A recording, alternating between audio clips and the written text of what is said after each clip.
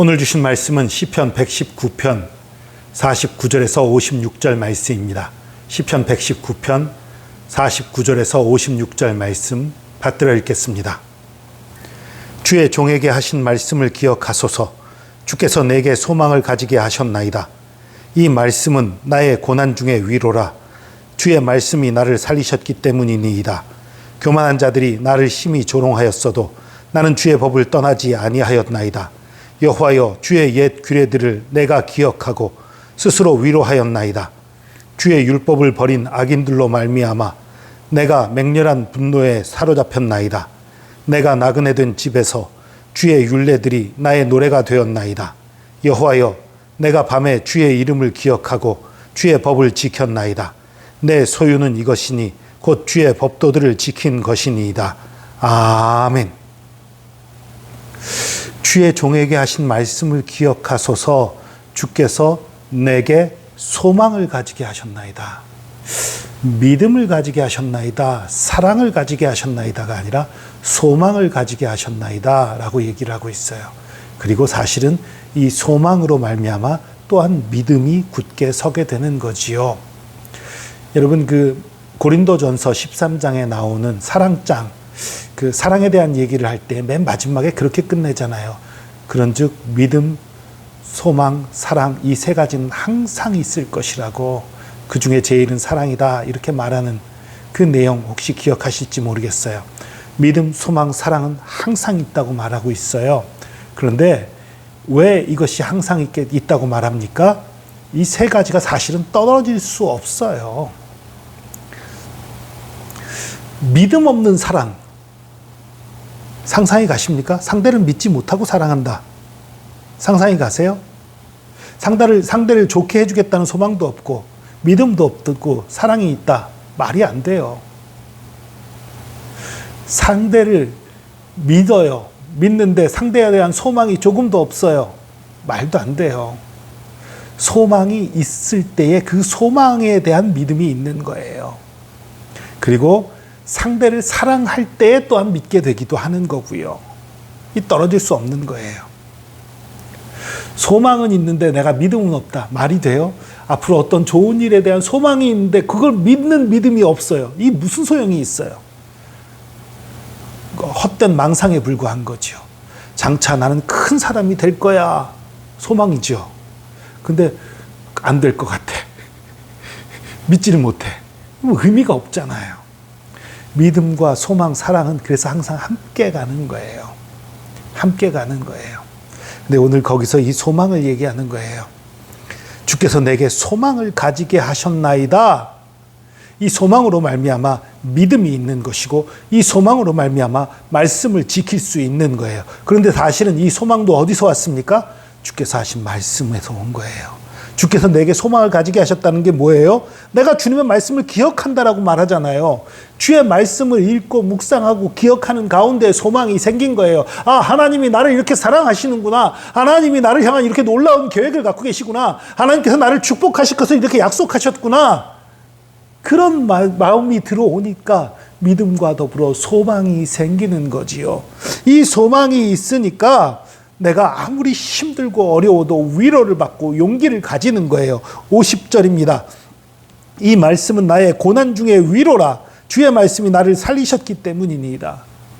너무너무 어렵고 힘들어요. 그런데 성경을 읽어보니까 주의 말씀을 들으니까 주님께서 나를 사랑하신다고 말씀하세요. 나를 향한 놀라운 계획을 갖고 계시다고 말씀하고 있어요. 우리를 향한 그 하나님의 마음은 저주나 멸망이 아니라 풍성히 주시기를 원하고 우리에게 복을 주시기 원하는 것이라는 걸 성경이 계속해서 얘기하고 있는 거예요. 그걸 느끼니까 지금 너무너무 어렵지만 너무너무 힘들지만 힘이 나는 거예요. 용기가 나는 거예요. 소망을 품게 되는 거예요. 믿음이 생기는 거예요. 여러분, 말씀 안에 거하시기 바랍니다. 말씀 가운데 소망을 발견하시기 바랍니다. 말씀 가운데 발견한 그 소망 안에서 믿음을 가지시기 바랍니다. 이런 놀라운 소망과 믿음을 주신 하나님을 사랑하시기 바랍니다. 또한 이 소망과 믿음의 근원이 되는 말씀을 사랑하시기 바랍니다.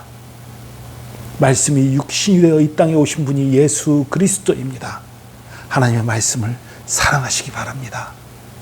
그럴 때에 하나님께서 여러분에게 소망을 주십니다. 믿음을 주십니다. 놀라운 축복과 은혜로 함께 하십니다.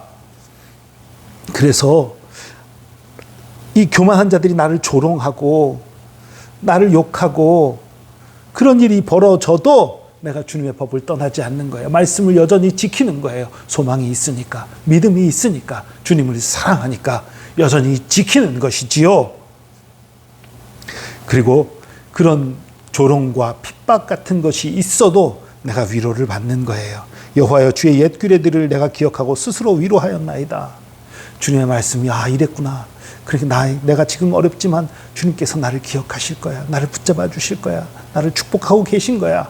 믿고 위로가 되는 거지요. 또 더 나아가면 하나님 앞에서 선포하는 거죠. 사람들에게 선포하는 거죠. 하나님의 축복과 사랑을 선포하는 거지요.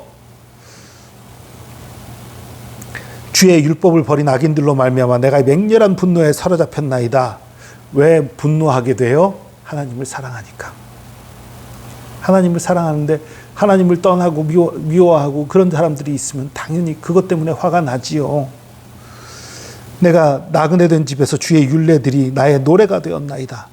여호와여, 내가 밤에 주의 이름을 기억하고 주의 법을 지켰나이다. 내 소유는 이것이니 곧 주의 법도들을 지킨 것이니이다. 여러분, 이 시편의 저자는 뭐라고 말해요? 내 소유는 돈이 아니라는 거예요. 땅이 아니라는 거예요. 집이 아니라는 거예요. 혹은 자녀가 아니라는 거예요. 내 소유는 하나님의 말씀, 하나님의 말씀을 지킨 것이 내 소유라는 것이에요. 나의 가장 값진 재산이 하나님의 말씀을 지킨 것이라는 거예요. 저와 여러분에게도 이런 고백이 있기를 바랍니다. 우리의 가장 큰 유산, 가장 큰 재산은 하나님의 말씀입니다. 그 말씀에 순종한 것입니다. 하나님 말씀 더 가까이 하고 더 순종하고 그 안에서 소망과 믿음을 가지고 승리하는 저와 여러분 되기를 축복합니다. 기도하겠습니다. 주님, 주의 말씀이 너무나 귀중하고 너무나 소중한 것을 고백합니다. 그 말씀이 우리에게 힘을 주는 것을 고백합니다. 그 말씀으로 인해서 소망을 얻고 감사와 기쁨이 넘치는 것을 고백합니다. 아무리 어려운 일들, 아무리 힘든 일들을 겪게 되며 아무리 조롱을 당하고 아무리 비난을 당하고 비판을 받게 될지라도 주님의 말씀이 내게 있으므로, 주님의 약속이 내게 있으므로 내가 주님을 사랑하며 소망을 품고 믿음을 가지고 승리합니다. 주께서 나를 승리케 하시는 것을 믿습니다. 이 말씀을 듣는 자들과 모든 사람들이 주님의 사랑과 은혜 가운데에 믿음을 가지고 승리할 수 있도록 붙들어 주시옵소서. 주께서 함께 하시면 감사드립니다. 주의 사랑과 은혜에 감사드리며 예수 그리스도의 이름으로 기도합니다. 아멘.